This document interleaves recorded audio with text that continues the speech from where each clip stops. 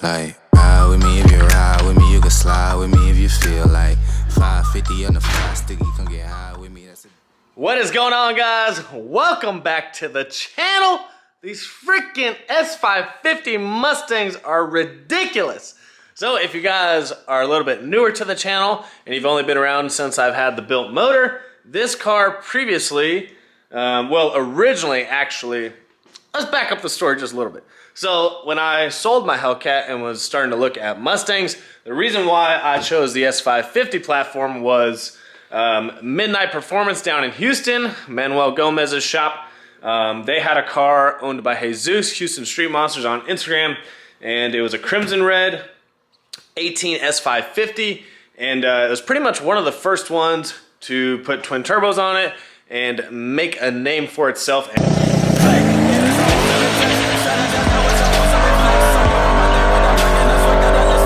really prove what these Gen 3 Coyotes can do with the 10R80 transmission. So at that time, I had seen how fast they were going. They went like 864 with completely stock motor, no oil pump gears, nothing, and a stock 10R transmission. Looks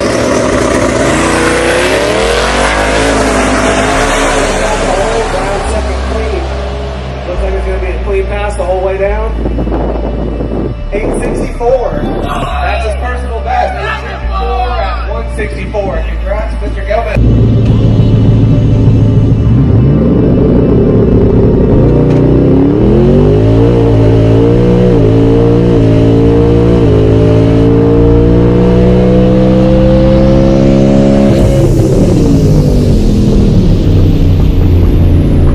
And then eventually I think they put clutches in it and they ended up going, I think, 854, somewhere like that, with some clutches in the transmission, but still a stock sealed Gen 3 Coyote, twin turbo kit, nothing crazy.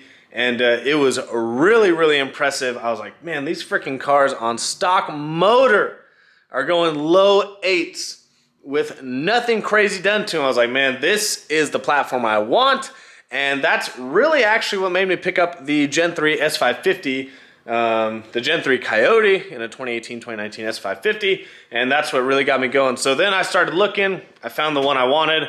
I wanted a base model because I knew I was going to turn it into a drag mostly car, so that's why I picked this one up specifically. It's just a base model GT, and literally first week I had it, I got it tuned by Lund Racing, put it on E85, and this thing did work with just an E85 tune. No exhaust, no intake, nothing. It was beating 5th gen ZL1s. It was keeping up with some other bolt-on cars. Like, it was really impressive. And so this platform, I was really excited to finally turbo. And at the time, no one had done a single turbo kit. So that's when Streetcar Joe and myself went and started to find parts and fabricated our own single turbo kit for the car. Now this is kind of like the third revision, but it's essentially stayed the same. The turbo's always been in the same spot. We're on a little bit bigger turbo this time around. This is the third revision. We've changed the intercooler piping and exhaust a few times. We've changed the actual intercooler itself.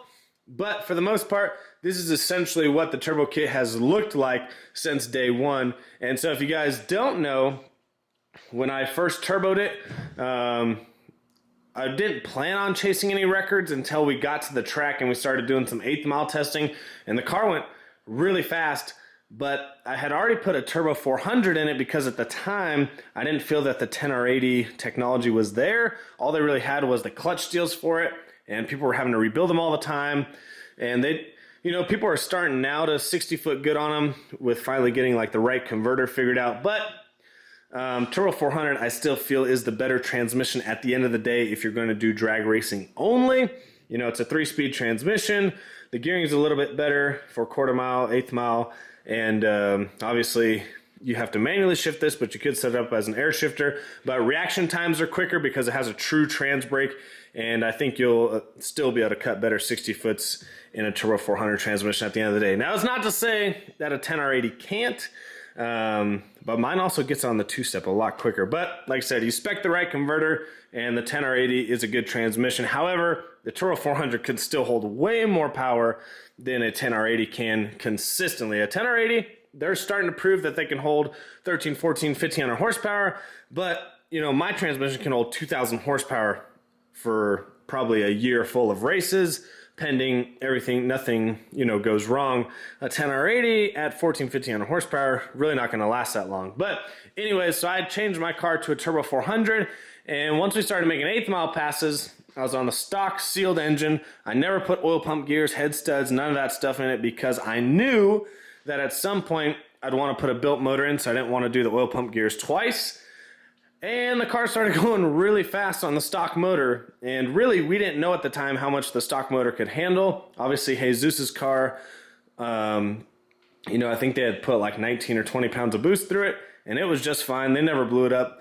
So we knew we could get somewhere close to there, so I started kind of chasing that record and eventually beat it. And then I went one time in January. The DA was like 1,000, and we ended up going 8.26 at like 163 miles an hour, and I'll post that video here.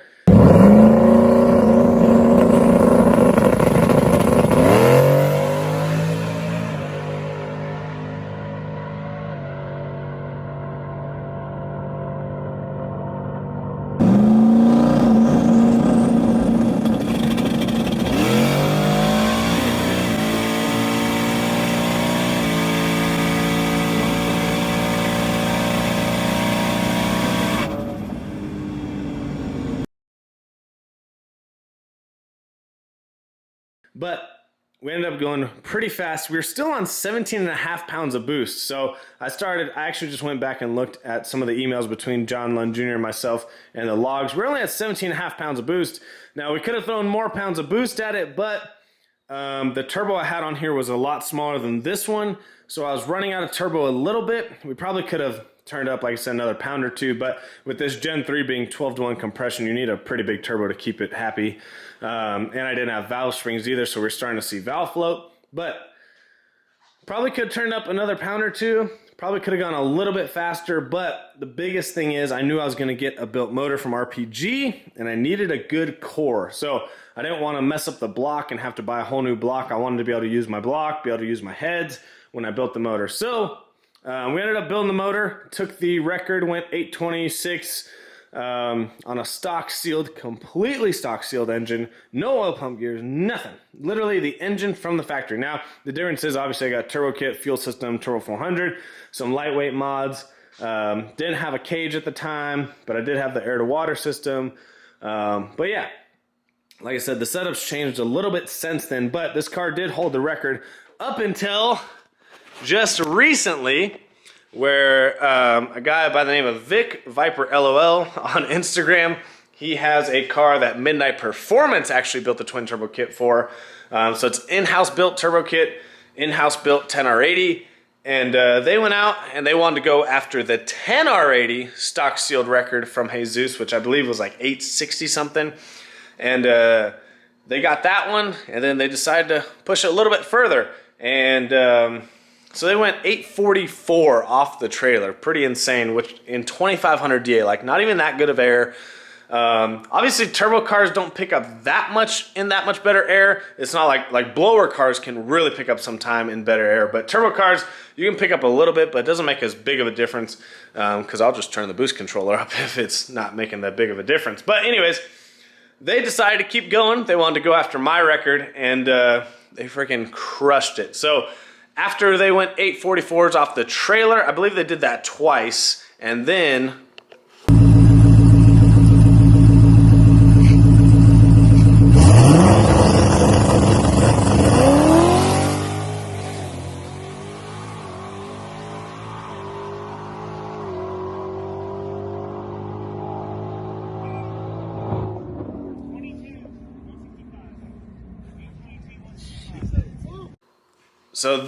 they went 821, and then they kept going. They went 810.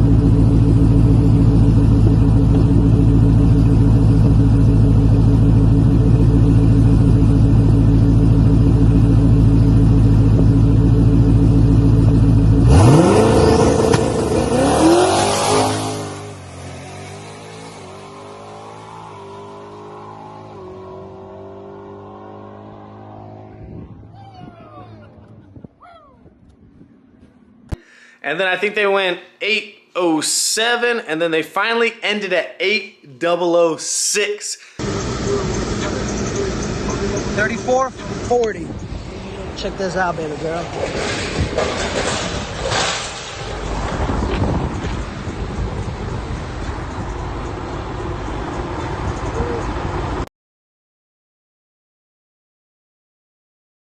They almost ran a freaking 7-second quarter mile in a stock sealed Gen 3 Coyote. Now, you guys are probably thinking, well, man, you just barely ran 797 in your car. True, but my car is capable of a lot more power than that car because I have a built motor. A built motor just doesn't add power to your car. It just enables you to turn up the boost controller because it can hold a lot more power. So my car, for instance, with the current turbo it has, we've got probably about 4 to 6 more pounds of boost to add to the car. So on a Gen 3 Coyote, that's a lot of power because it's 12-to-1 compression. So a little change in boost makes a massive, massive difference in the power that this car can put out. So I've still got like another 4 to 6 pounds boost easy. I still got like another 600ths on the 60 foot because I had slow 60 foot when I went 7s. But anyways, that's no excuse. That stock sealed car is freaking insanely fast. Yeah, I went 8.0's at like 167 miles an hour. That's pretty freaking awesome. So they were rolling the power in early, and then they kind of tapered the power off towards the end.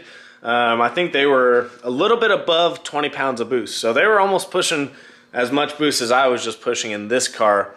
Those stock Gen 3 Coyotes are insane. I don't care what you say about your LS motors, your LT this, your Hemi that, Hemi this.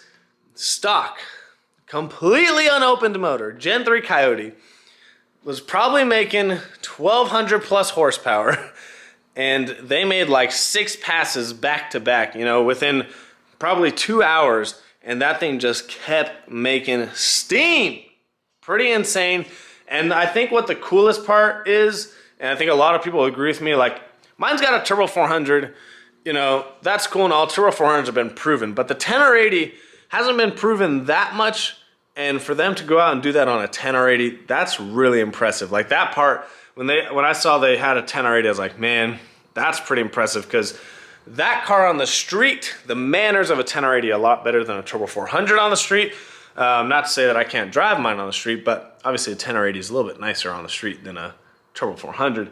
So it's really cool, and I knew this when I bought this car, that they just needed more time with the 10R80, and they needed a little more time with the Gen 3. Now, that's not to say I'd go back to a 10R80. I love the Turbo 400. Like I said, reaction times are a lot better. It's got a true trans brake in it. I can get on the 2-step a little bit better, and the Turbo 400 can overall hold way more horsepower. It's the same thing, a 6R80. People have gone mid-7s on 6R80s because they switched them to a 4R200, but at some point, you get to that point where, you know, these transmissions just can't hold the power that a Power Glide or Turbo 400 can with an aftermarket case and billet internals and all that good stuff. But anyways, huge shout out, Lund Racing. Some people comment and are like, man, it sucks David got the record taken from him. I'm freaking excited. We're on the same damn team. It's Lund Racing. John Lund Jr. behind the damn keyboard doing some crazy shit, doing all this magic with his fingers. And it's really awesome just to see how far the platform has evolved, you know, just over the course of 2 years. And like, I've been in the Coyote stuff just barely over a year, and like how much it's evolved since I've been in it is really cool. And I think the cooler thing is like Coyote swaps are starting to get a little bit cheaper, so you're gonna start seeing a lot more Coyote swapped Fox bodies instead of your traditional LS Coyote swap or LS swapped Fox body. You'll see a lot more Coyote swapped Fox bodies. It's cheaper to a certain extent, but let me tell you what, it's expensive to go fast no matter what engine you put in your car. So it's really cool. I think people are finally starting to see how good these Coyotes are.